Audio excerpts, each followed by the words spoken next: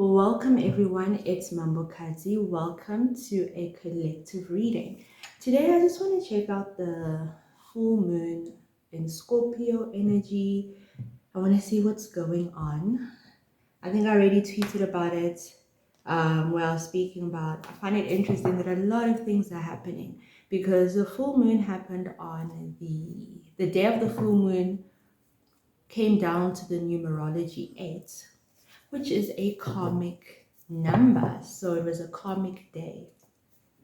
And I was like, this is so interesting because during this karmic day on the full moon, a lot of things took place. So first, Diddy's trial started there and they were doing opening statements and they had some witnesses. Then also Tory Lanez as well. He was attacked and stabbed 14 times. Very interesting. So I was like, oh, what a karmic day. And I just also was, in my own personal capacity, was just feeling like the week before leading up to the full moon, I was like, it was just a terrible week.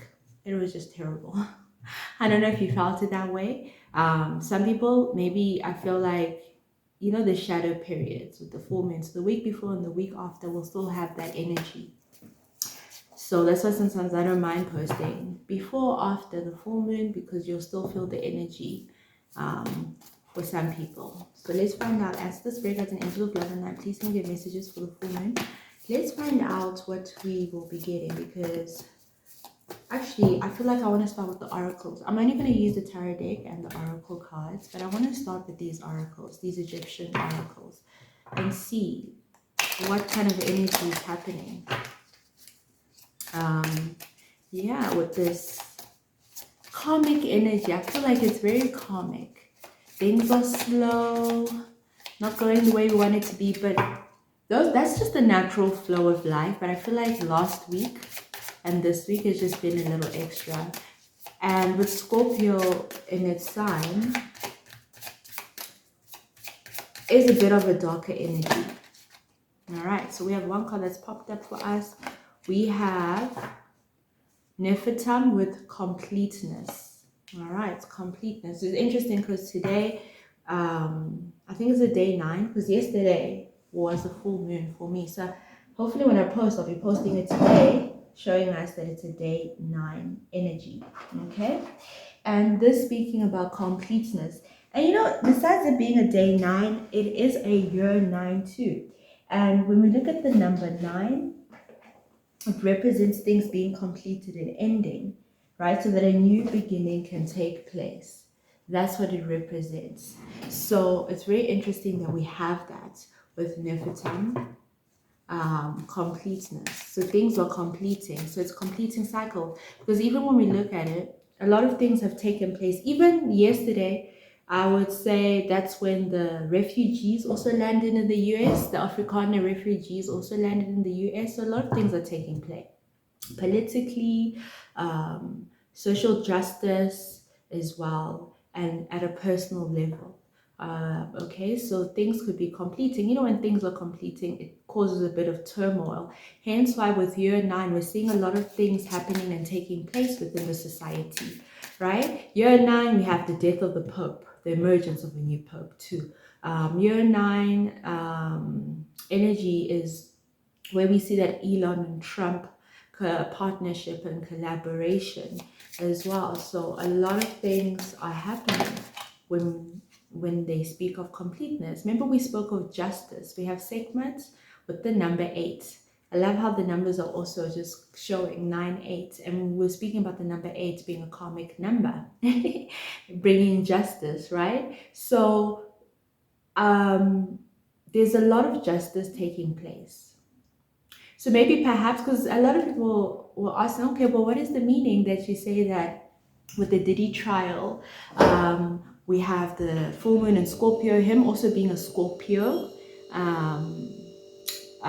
zodiac.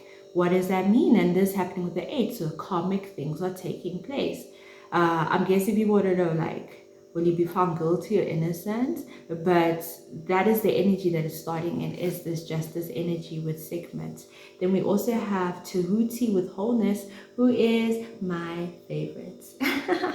One of my favorites deities, all right? Uh, Interesting how we have completeness and wholeness there with Tahuti coming in together to show us that things are coming together. And that justice card is in the middle. That justice card is in the middle. I actually want to get the booklet so we can actually see what the whole meaning is. I wanted to get the booklet so that we can see what the whole meaning is, so that we can actually just get a grasp of what each deity represents with this time and the energies that they come with as well. I think it'll be very helpful for us to really grasp, okay, what is this Scorpio energy that we are being pulled towards as a collective, where we see it taking place politically and things like that, right? So does it mean that justice will work in the favor of a certain person or outcome? All right, but what we know is that with goddess Sekhmet, she is the goddess of war, right? The divinity of war, epidemics, and protectress of healing. So when we look at this justice card, spirit guides could be speaking about something is being completed and there's going to be some sort of conflict, war or epidemic or pandemic that's taking place, all right, because of the discomfort that's being caused. So this is representing spiritual warfare. So perhaps maybe even in the past week, even coming into the next week, you may experience that in your personal life. So you may even see your dreams within the dreamscape, that your dreams may be a little bit more intense. You may be fighting during this time or having to run away or whatever, because you're having to deal with a system, because the justice is showing me a system. As I said, it's not about who's winning or losing, it's about the justice system taking place. So we're seeing the justice system taking place at a larger scale, in a personal scale. That's where we now let's say when we speak on Chiranu Matare, right? Or when we speak in esoteric realms, when we speak of something is being judged, judgment, right? A discussion is taking place, or something is taking place for something to behold. So that is where Sekhmet comes in, right? As she is the expression of chaos and order. Okay, that chaos and order taking place. So this chaos is taking place so that order can come in. So you'll find a lot of chaotic energy within your life because there's something that needs to be put in order. It needs to be worked on. There needs to be justice on that. All right. So something about divine law also coming in. So there's a divine law that's taking place. So every person must experience the consequences of their actions. So that's why we said the karma, the karmic energy. All right. So it's about perhaps avoiding extremes when we look at justice card, avoiding, because remember I said it's not about guilty, not guilty, yes, no. Those are extremes, right? The polarity. Try to avoid polarity and walk in the middle. All right. Be at ground zero. That's where you need to be. That's what it shows. Balance as well. Balance, and criticism. So criticizing a lot. So that is what we get when we look at Queen Sekhmet with justice. Now, when we look at Nefertum, we were speaking about completeness and the number 9 showing up for the collective, especially with the year 9. So this is the overall energy for this year. All right. So Nefertum represents the name of being perfection, being perfect. All right. He is the god of perfumes and immortality. Okay. So that's why you see that when this deity pops out, he represents the complete confusion within the universe. All right, so whatever is fusing, whether we're speaking about success, triumph, whatever it is that you're trying to show, full within your own energy, that is what's taking place. So it's about the rewards. It's about the rewards of whoever's starting. So completing the chaos and being rewarded within it.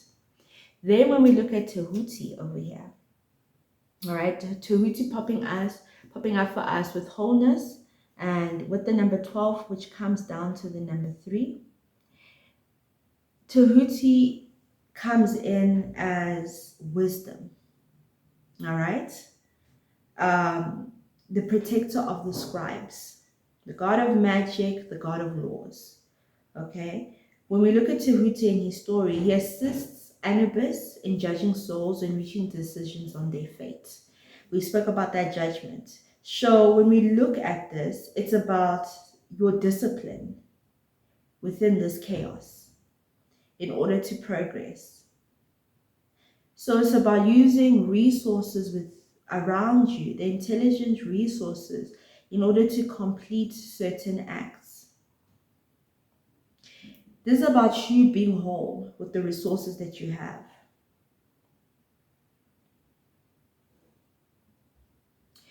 So that's why they're coming in that direction. So that is what's taking place right now with the collective. Is Tahuti is asking you to be resourceful so that you make progress.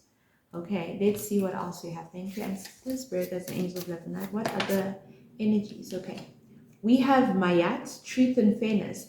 So Mayat would go just the same as Sekhmet with justice, truth and fairness as well, because Mayat's coming over here with the 13 after Tahuti, and Mayat is also there. I spoke of Anubis and judging souls, but Mayat is also there, right? Because this is where they wear your heart against the feather.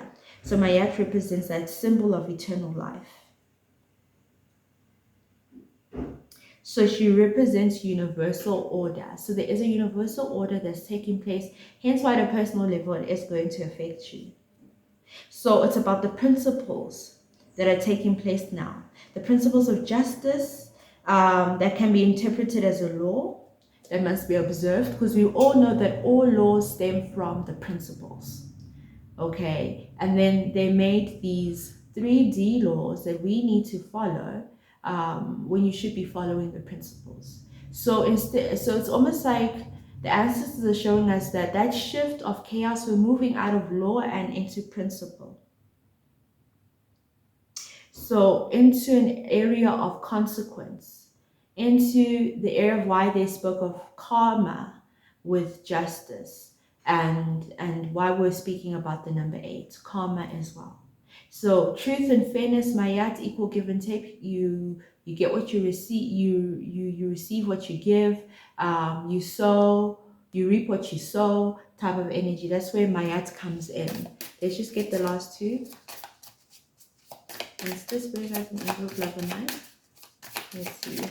Thank you. That's too many. We have Harpy with renewal, Tauret with Genesis, and then Apophis with darkness over there.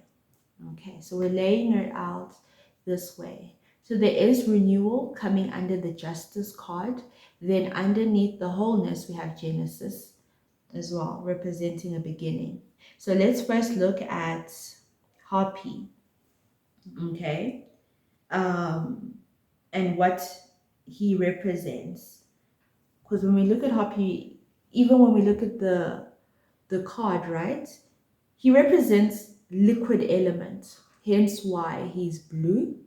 Okay, but at the same time also represents the fertility of the land, abundance, crops, new life. That's why you see there's crops behind him. That's why we see he's blue, because he brings renewal. That is his energy, right? So it's almost like that flow of the river, the vegetation. So he symbolizes fertility. So it's like, it's time for us to fully experience everything that the world has to offer us. So you are experiencing the universe as it is.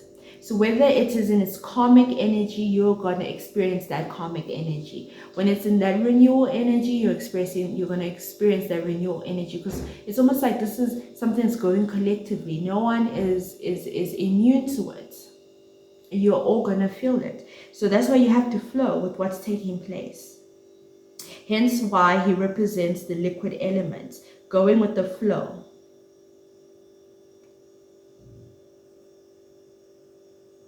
So once you go with the flow, that speaks to coming into abundance and fortune. So the chaos is tough, but once you get out of the chaos into order, a lot of positive things can come out, that renewal energy. Okay, and then that's what takes us into Taweret with number 24 and Genesis. All right, when we look at her. So she is the protectress of pregnant women and children. So that's why she's represented as a pregnant hippo with human body parts, 2 legs with a crocodile tail. So she is considered the mother of the sun. So she collaborates in his daily rebirth. So she symbolizes everything that leads to the generation of things and their appearance. All right, hence why she's at the Genesis. So it's about a fresh new start, whether you might find yourself out of this chaos, starting new projects or having new ways of doing things, birthing something new, literally, arrival of something new, the beginning of a relationship or love or whatever, pregnancy, because she's pregnant. So maybe perhaps this is a very fertile energy for a lot of people, showcasing through renewal and Genesis over there, showing it's a time of fertility, whether it's fertility within the body, fertility within your life, within your spiritual walk, whatever it is, there's something that's coming into fruition for us as a collective. Okay. So that could be the period we're now coming into. Then we look at Apophis, who has darkness, with the number 34, which comes down to the number 7. Okay. As you can see, this is a giant serpent. All right. A python. So he is represented as a python. Okay, so he embodies darkness, chaos, and evil when we look at that. So again, that chaos energy is coming in. In fact, it's coming in as its own, is showing this the overall energy of chaos that we are going to feel as a collective. That's why it's Scorpio energy. Remember we said Scorpio energy is a bit darker, very esoteric. So it speaks of the dark enemy of the sun god Ra. That's who Apophis is. A celestial journey in order to obstruct him. So this is what literally fights Nkulu Ra, right? Where we are children of the sun. So the system, like we spoke about. Because when we spoke of justice, we're speaking about the system. So it's under there. So we're speaking about the system that comes in to mask that light energy, the sun energy. But what we don't really understand within is that that darkness is not a darkness in the way that the 3D describes it as, all right? As in their kind of darkness. This is a darkness where it's like chaos. So it is formed in a divine manner. It is needed. The same way we speak of darkness when we the same way we speak of darkness, when we speak of carbon, melanin, black people, right? It's that kind of darkness that is needed. It is needed to exist. It is necessary for the balance of the world itself, of the system itself. All right? It exists there to challenge the system. So it's almost like the struggle between opposing energies is what we're getting.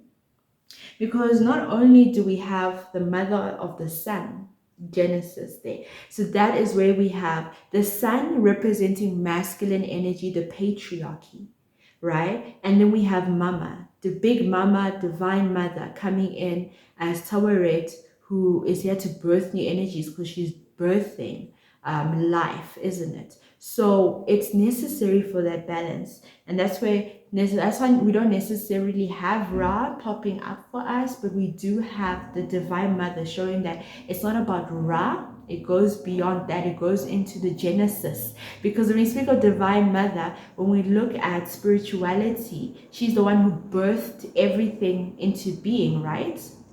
That's the divine feminine. So we're now tapping into feminine energy, the matriarchal energy. So they're showing us that we're being removed from that masculine energy, or actually transitioning from the masculine energy. So that's why when we're transitioning from masculine energy, it brings that light. And when the chaos comes in through the feminine energy, it becomes chaos, right? It looks like chaos, but it's that chaos that brings order. So it all connects. Just like when we look at the number 8, just like the infinity sign, it all connects and goes back to the Genesis, right? To the beginning.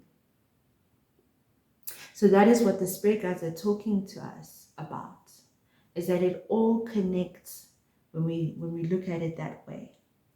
Let's see if we can get some tarot, as the spirit guides and angels of love and light. Can we please get some tarot?